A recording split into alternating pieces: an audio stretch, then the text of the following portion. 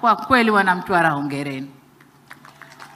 Uwanja umetengenezwa vizuri na sasa ndege zinazoitwa Boeing ambazo mlikuwa mnazisikia zinatua Dar es Salaam zinakuja kutua Mtwara.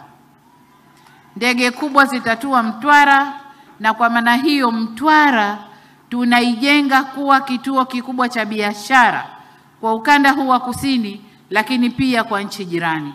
Ndugu zetu wa Mozambique au Msumbiji, Malawi na Comoro watakuwa wanafika Mtwara kwa ajili ya huduma zao, kwa ajili ya kila kitu. Mtwara tunakwenda kuijenga kutoa huduma hizo.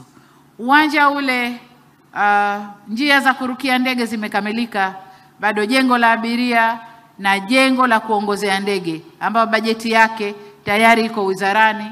Mkandarasi karibu ataanza kazi, na pengine mwisho wa mwakani basi mambo yatakuwa yamekuwa vizuri, lakini Mtwara inakwenda kuwa uwanja wa kimataifa. Kwa hiyo hongereni sana. Kwa hiyo hongera ya pili ni kwenye huu mradi wa maji. Maji yale sasa ni safi na salama. Baada ya kujenga chujio, maji yale hayana madhara, ni safi na salama sana.